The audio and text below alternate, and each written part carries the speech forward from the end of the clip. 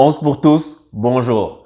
Bienvenue dans ce nouveau tour d'Europe, du week-end de ce qui s'est passé dans les grands championnats européens. Et juste avant de commencer, en fait, pour ceux qui savent pas, ceux qui sont pas sur ma page Facebook, etc. ou le blog, j'ai écrit un article récemment sur tout ce qui s'est passé autour de Neymar, son comportement, parce qu'il y avait tellement de choses à dire que je me suis dit je vais tenir dans un article écrit. Donc le lien, je vais le mettre en dessous de cette vidéo, donc vous pouvez aller le cliquer pour le consulter. Donc, sans plus tarder, on va parler, en fait, je pensais même qu'on n'aurait pas énormément de choses à dire là-dessus, mais en fait, oui, quoi. Le retour de Neymar au parc, c'était vraiment quelque chose. C'est digne des plus grandes sagas hollywoodiennes, cette histoire de Neymar. Parce que, le sale génie est de retour. Neymar est un génie. Tu peux dire tout ce que tu penses, mais Neymar est un génie. Et malheureusement, en fait, ce qui me gêne un peu, c'est quelque chose, c'est triste et c'est gênant à la fois, c'est un talent tellement énorme et quand tu vois les réactions qu'il suscite à cause de son attitude, c'est vraiment dommage.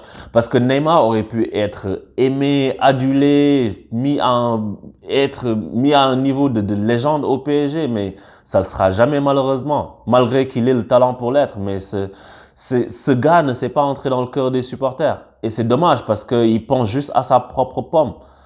Et les ultras, la façon dont ils ont réagi, moi, je la comprends.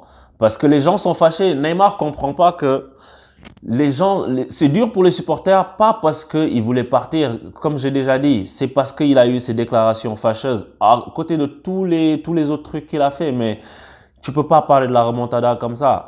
Et il a loupé une belle occasion, je pense, de mettre les choses à plat, parce que, bon, il s'est pas excusé. En même temps, ça aurait été genre, un peu faux cul de le faire parce qu'il n'y croit pas. Le gars, il a pas envie de s'excuser, c'est pas grave. Mais au moins, il aurait pu dire que il comprend, le fait qu'il ait dit, par exemple, que la remontada, c'était son meilleur souvenir, qu'il n'avait pas dit pour blesser les gens, etc. Parce que c'est ça, en fait, là où les gens sont pas d'accord avec lui. C'est juste ça. Donc, les gens qui l'ont sifflé sont les mêmes gens qui l'ont accueilli à bras ouverts, qui ont tout fait pour lui, qui ont crié son nom, qui ont chanté pendant des heures Neymar, Neymar. Et c'est comme ça qu'il le leur rend. Et ça, c'est pas bien, Neymar. Et Neymar, il est dans sa tour d'ivoire, le gars. Neymar, sa famille, son entourage, ils sont dans une tour de Babel. Ils comprennent pas, en fait, que les gens sont fâchés. Neymar, tu le vois, son attitude. Le gars pense qu'il est justifié dans ce qu'il fait. Alors que non. Neymar, t'es un énorme joueur. Franchement, je l'avais dit, quand tu regardes des highlights de lui, tu regardes la façon dont il touche le ballon, ce qu'il fait, mais en tant qu'amoureux du football, tu ne peux pas ne pas aimer ce que Neymar fait. Mais c'est malheureux qu'il n'y a pas l'autre côté qui suit, parce que le public, ils vont pas te donner de l'amour si tu leur en donnes pas.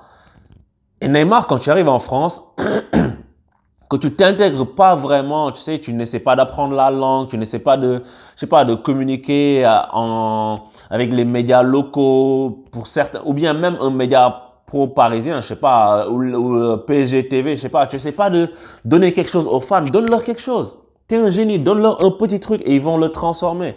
Mais tu fais pas ça, tu restes dans ta bulle, et puis, je comprends quand il dit, si tu te sens pas bien quelque part, tu as envie de partir. Je comprends ça. Ça, c'est légitime.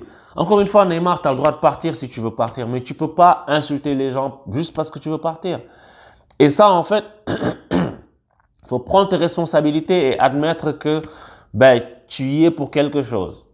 Parce que si les gars ont décidé de te siffler, c'est parce que tu as provoqué les sifflets. Et les sifflets sont mérités. Je suis désolé, les gens essaient de faire passer les mecs du CUP, du collectif Ultra Paris pour des débiles. Les gars sont pas des débiles, il faut arrêter les gens. C'est juste que les gens sont fâchés et puis ils l'expriment de cette façon-là. Et les gens savent que, par exemple, faire ça à long terme, ce serait au détriment du club. Donc, du coup, ils vont faire ça juste cette fois-ci. Ils ont dit, on va juste le siffler. C'est pour marquer le coup. Parce qu'encore une fois, les supporters sont garants de ça. Personne d'autre ne le fait. Neymar, il aurait pu faire sa déclaration, vomir sur le club, revenir comme une fleur, jouer comme si de rien n'était. Non, il faut que quelqu'un lui montre que ça, c'est pas normal. Et malheureusement, en fait, on en passe par des choses comme ça, parce que c'est malheureux de le siffler au final. Mais c'est comme si, en fait, t'as pas le choix. Il faut crever l'abcès. Il faut que quelque chose soit fait. Il faut que quelque chose soit manifesté pour lui dire que c'est pas normal. Et ça va servir à tous les autres joueurs. Même ceux qui sont pas encore là. Même ceux qui veulent venir au PSG, parce que beaucoup de gens en Europe pensent que le PSG c'est un club de bobos, et puis tu viens, c'est des supporters en plastique. Non, il y a des vrais passionnés dans ce club. C'est vrai, il y a des supporters qui sont là, des spectateurs qui sont là pour le show, c'est des stars qui seraient jamais venus au stade autrement, mais il y a une base de gens qui sont vraiment des passionnés de ce club, et tu peux pas leur cracher à la figure comme tu l'as fait, Neymar. Tu vois, donc maintenant, moi je pense que l'abcès est crevé. Neymar a été sifflé et Neymar, je pense qu'il est très très chanceux parce que s'il était au parc de l'époque avant le plan Le Prou, je pense qu'il aurait fini en larmes. Parce que là, c'est pas juste quelques milliers de spectateurs qui l'auraient sifflé, mais il aurait vraiment vraiment senti la différence. Là, il aurait fini en pleurs, je pense. Mais et c'est dommage quoi. C'est pas ça qu'on veut. On veut juste que Neymar nous fasse gagner. Oui, Neymar n'aime pas le PSG. Une grande base de fans ne le portent plus dans leur cœur non plus. Maintenant, tu sais, tu fais ton travail. Tu es là pour nous faire gagner. Tu es là pour nous faire passer un cap. Tu es là pour nous faire des matchs de folie avec des champions. Et puis, ton contrat est fini. L'année prochaine, le Barça, ils n'ont qu'à commencer à économiser maintenant parce que d'autres clubs vont sûrement venir dans la danse. Les mecs cotisent ou je sais pas quoi. Et puis, tu pars parce que tu vas partir à la fin de l'année. Vraisemblablement. Après, dans le football, tout va très vite. Il peut se passer tellement de choses. Neymar peut très bien dans 6 mois dire, ah, finalement, non, c'était une connerie, je veux rester. Mais on n'en est pas là. Donc là, en fait, Neymar, maintenant, il va falloir être bon et se concentrer sur le football. Et peut-être que c'est une bonne chose pour le PSG parce que le gars va être maintenant focus sur son football et il faut prier pour qu'il se blesse pas. Je pense qu'il va avoir à cœur de montrer ce qu'il sait faire. Parce qu'on l'a vu hier. Neymar, c'était le meilleur joueur sur le terrain. C'est le seul qui a surnagé. Et d'ailleurs, en fait, ça nous fait parler de Thomas Tuchel parce que là, il commence à être inquiétant. Parce que là, on fait n'importe quoi. C'est nul. Le match, il était pourri. Et peut-être que c'est dû au fait qu'il y a eu la trêve internationale et puis il y a eu le fait aussi que il y a la Ligue des Champions qui vient des mardis, mercredis. Et donc ça fait que les joueurs, des fois, s'économisent, ils y vont pas à fond, ils sont pas dans le rythme, etc. Et Neymar a surnagé au-dessus de ça. Parce que c'est un talent incroyable. Neymar, il touche le ballon, tu fais des forts. Il est fort. Il est vraiment fort. Et c'est dommage que ça se termine comme ça avec le public parisien, quoi. Parce que Neymar aurait pu être une légende. Neymar aurait pu avoir son nom tout en haut de l'Olympe avec d'autres joueurs comme, je sais pas, des Ronaldinho, des choses comme ça. Parce qu'au PSG, Neymar n'est pas le seul génie qui est passé au PSG. Au PSG, il y a une grande tradition de génie. Il y a des Ronaldinho, des Weah, des Rai, des Paoletta, des gars, des Daleb, des Sujic. Tu vois, des gars comme ça qui ont marqué l'histoire du club. Et lui, il avait le talent pour dépasser ça au niveau du cœur des gens. Je me souviens quand Rai est parti du PSG, il était en larmes tellement, en fait, il avait donné au club, au PSG, aux supporters, et les supporters lui avaient rendu au centuple. Et malheureusement, c'est ce que Neymar n'a pas fait, quoi. Donc, c'est vraiment dommage pour Neymar, vraiment dommage pour nous. Maintenant, il faut passer à autre chose. Les supporters l'ont sifflé, l'ont insulté. Je pense, comme ils ont dit, ils vont plus recommencer, c'est fini. Maintenant, je pense que si Neymar est performant sur le terrain, il va se remettre les gens dans la poche. Mais petit à petit, ça va être un long processus parce que il a vraiment blessé les gens. Donc, je vais parler sans transition de l'Angleterre avec Liverpool contre Newcastle. Et Liverpool, en fait, je les ai trouvés au début arrogants défensivement. Cette saison, j'ai l'impression que défensivement, ils pêchent un peu. Ils ont manqué d'agressivité défensive au tout début et ils se sont fait cueillir très rapidement sur un super but de Williams. Le gars, Alexander-Arnold, il tarde à monter sur le gars, il lui laisse un peu de la latitude. Le mec fait feinte et puis frappe lucarne droite opposée, magnifique. Et Liverpool, je sais pas si se repose sur leur laurier, mais ça c'est une piqûre de rappel pour dire qu'en Angleterre, en fait, tu peux jamais te relâcher. Tu peux jamais te relâcher parce que même si tu tombes sur une équipe qui est censée être beaucoup moins forte, les mecs vont te rentrer dedans. Et malheureusement, Newcastle, ils ont été juste remuants les premières minutes avec Atsu notamment, mais ensuite ils sont pas sortis. Et là, Sadio Mane. Oh, là, là. Mais quel joueur, mais il est exceptionnel ce gars. J'ai revu son but, surtout le premier but. Le mec, en fait, il fait un contrôle, il est en extension quand il fait le contrôle, le ballon lui échappe un peu, il tend la jambe et en une fraction de seconde, il réussit à faire un plat du pied, lifté et enlevé pour viser la lucarne. La balle tourne, c'est imparable, c'est incroyable. En fait, je ne sais pas si les gens se rendent compte, mais ils revoient cette action au ralenti.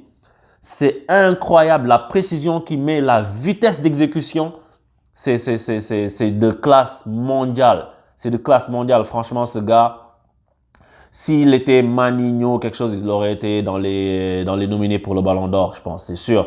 Parce que le gars, il est vraiment trop fort. Il est vraiment trop fort et malheureusement pour lui, il a été hors de la liste des 3 meilleurs joueurs européens cette année. Je pense que c'est une injustice. Et voilà, moi je pense pas qu'il va avoir le Ballon d'Or, mais je pense qu'il aurait dû être au moins dans les 3 premiers cette année parce que il est vraiment exceptionnel cette saison. Et ça nous fait parler aussi de Manchester City. Manchester City, premier accro, ils ont perdu contre Norwich avec un Pukki, genre le mec. En ce moment, en Angleterre, il y a des mecs qui sortent de nulle part. Des Pukki, des Tammy Abraham, ils sont en train de marquer. Les mecs, c'est les meilleurs buteurs de Premier League. Et tu te dis, mais d'où ils sortent? Donc, peut-être que cette fois-ci, la lutte pour le titre de meilleur buteur va être âpre. On sait pas. Peut-être que les gars vont s'écraser. We never know. Mais pour l'instant, en tout cas, Manchester City qui perd à Norwich, ils sont déjà à 5 points de Liverpool. Et la saison est encore longue, hein, c'est pas définitif, mais ça fait déjà un petit couac plus le nul contre Tottenham la dernière fois. Donc, vous savez, il faut voir jusqu'où ça peut aller tout ça. Mais bon, on va pas tirer de conclusions hâtives sur ça. C'est clair que il y a tellement d'autres choses qui vont venir dans la saison que bon, on va assister au mano à mano jusqu'au bout à mon avis. Donc, sans transition, on va parler de l'Espagne avec le Barça et son phénomène Ansu Fati. Le gars, il a une confiance, le petit. C'est de l'insouciance. Le petit, il est sûr de son talent. Et tu sais, le football, c'est comme dans la vie, c'est un concours de circonstances. Être au bon moment, au bon endroit, avec les bonnes opportunités qui se présentent, il faut les saisir. Parce qu'Ansu Fati, on n'aurait pas entendu parler de lui de sitôt si Dembélé s'était pas blessé, Messi s'était pas blessé, Suarez s'était pas blessé, et puis que Coutinho serait pas parti. Donc, c'est tout un concours de circonstances qui aujourd'hui lui permettent de s'exprimer et c'est vraiment très bien. Moi, je dis, faut pas s'enflammer très tôt pour les jeunes joueurs, mais ce gamin, tu sens qu'il y a quelque chose. Il y a vraiment quelque chose. Il est vraiment bon. Il est sûr de ce qu'il fait. On espère pour lui qu'il va être constant parce que ça a vraiment du très, très lourd. Et, le Real, pour parler de l'Espagne encore, le Real, ils ont fait un match avec un Karim Benzema de feu. Le mec, il met un doublé et ils sont prêts là pour jouer contre Paris. Et Paris et Real, et même Barça, en fait, ces équipes-là, elles sont pas prêtes. Elles sont pas prêtes. Le Barça a eu un match plus facile parce que Valence s'est couché. Valence, ils n'ont rien fait. Ils sont restés dans leur camp. C'est comme s'ils avaient accepté la défaite dès le début. C'est venez nous taper dessus, en fait. Et le Barça, ils se sont pas privés. Ils se sont pas fait prier. Mais le Real, ils sont un peu en difficulté. Hazard, il n'est pas prêt. Physiquement, l'effectif n'est pas prêt non plus. Et aussi, Casemiro revient du voyage au Brésil, tu sais. Donc, ils sont un peu dans la même veine que le PSG qui vont affronter cette semaine. Et ça va donner un match assez ouvert, je pense. Parce que les deux équipes, il leur manque des joueurs. Et on va voir ce que ça va donner sur le terrain, quoi. Mais en tout cas, c'est sûr qu'on a hâte à la Ligue des Champions. Elle est là, la Ligue des Champions. Ça, c'est quelque chose qui me donne le sourire. La Champions League, c'est des émotions. C'est le football au plus haut niveau auquel tu l'attends, quoi. Et ça va faire vraiment plaisir de retrouver cette Champions League. Je sais qu'il y en a ceux qui la regardent pas, ou bien les gens du Sud qui vont dormir pendant les matchs de Ligue des Champions. Leur équipe la joue pas. Mais bon, ça c'est comme ça, quoi. Fallait avoir un peu plus de talent, les mecs. Et donc c'est ça pour l'Espagne. En Italie, fait marquant, l'Inter qui prend la tête du championnat, qui profite d'un petit match nul de la Juve. Et cette année, peut-être que la lutte sera plus serrée, Juve, Inter et Naples, au lieu de juste Juve au-dessus et Naples qui suivent un peu les autres années. On verra ce que ça va donner.